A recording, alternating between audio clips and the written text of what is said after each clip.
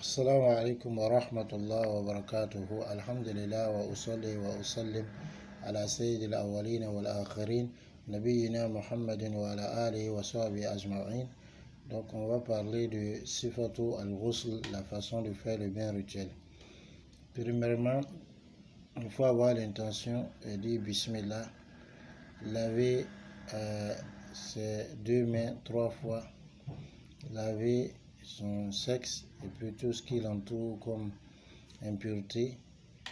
Alors faire les ablutions comme on les fait pour la prière, faire passer l'eau dans toute la chevelure en massant par 3 fois de suite comme ça la tête, et ensuite déverser l'eau sur tout le corps en le lavant, tout en commençant par le côté droit et en finissant par le côté gauche. Donc l'intention de faire le bain rituel doit nous animer, ce n'est pas quelque chose qu'on dit. Ensuite on dit Bismillah, ensuite on lave les mains 3 fois de suite, ensuite on lave le sexe et ses alentours, c'est à cause de l'impureté. Ensuite on fait les ablutions comme on les fait pour la sola. Ensuite on fait passer l'eau dans toute la chevelure, donc l'eau atteint tous les cheveux. Ensuite on masse la tête 3 fois et enfin on déverse l'eau sur tout le corps pour le laver, en commençant par le côté droit et en terminant par le côté gauche. Ça c'est le bain rituel. Et la preuve de cela, c'est ce qui est dans les 2 sahih, où Aïcha dit radiyallahu anha, lorsque Rasulullah sallallahu alayhi wa sallam faisait le bain rituel par rapport à l'état de Janaba, il avait ses 2 mains 3 fois,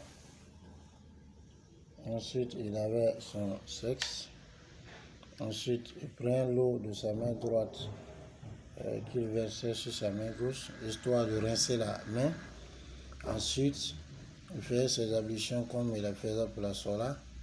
Ensuite il déversait l'eau sur tout, il lavait toute sa tête, tous ses cheveux, il faut que l'eau atteignait tout le cuir chevelu. Ensuite il faisait par 3 fois comme ça, il massait, et ensuite il lavait et déversait l'eau sur tout le reste de son corps. Dans une version rapportée par Al-Bukhari et Muslim, lorsque Rasulullah sallallahu alayhi wa sallam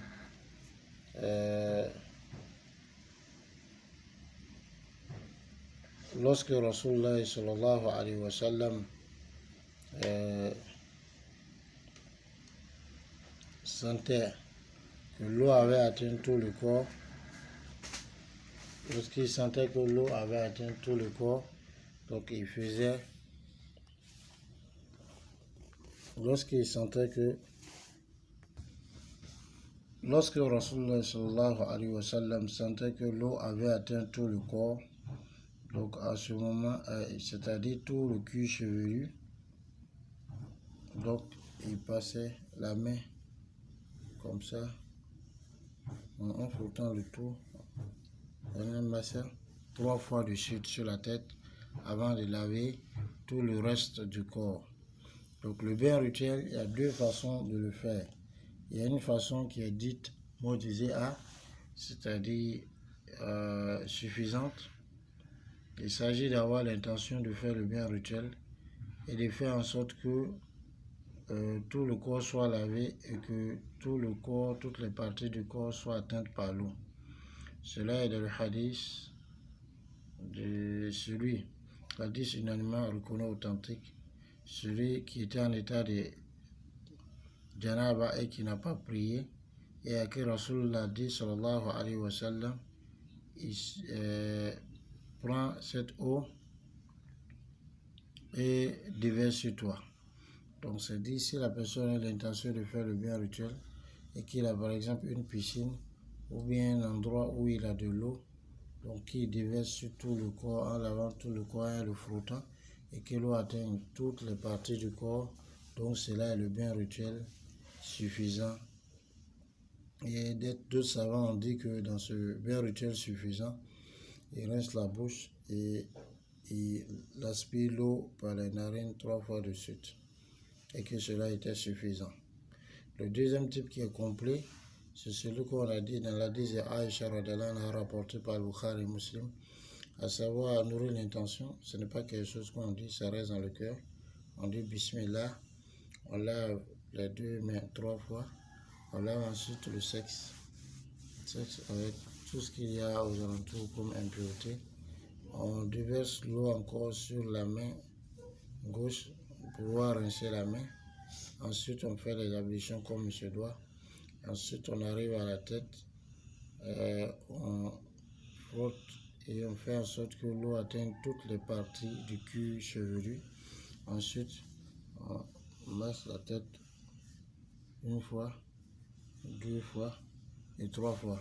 Ensuite, on déverse l'eau sur tout le corps, de la tête jusqu'aux pieds, en lavant le dos, le devant, c'est-à-dire tout le reste du corps. Voici un peu ce qu'on appelle le bain rituel. Donc 2 grands types de bains rituels, ou 2 types de bains rituels. Il y a le bain rituel qui est dit complet parce que dans celui-là, on a appliqué tout ce qui est acte sunnah et obligatoire, à savoir l'intention et à savoir faire en sorte que l'eau atteigne et lave toutes les parties du corps. Et surrogatoire, les autres parties comme les ablutions et autres qu'on a fait dans le bain rituel. Donc si on fait le bain rituel suffisant, qui consiste à avoir l'intention du bain rituel et à déverser l'eau sur tout le corps, le frotter, de telle sorte que l'eau atteigne toutes les parties du corps, c'est suffisant. Mais si on fait l'autre comme Aïcha radhiyallahu anha l'a décrit, cela est meilleur, car on nous accorde la bonne compréhension. Assalamu alaikum wa rahmatullah.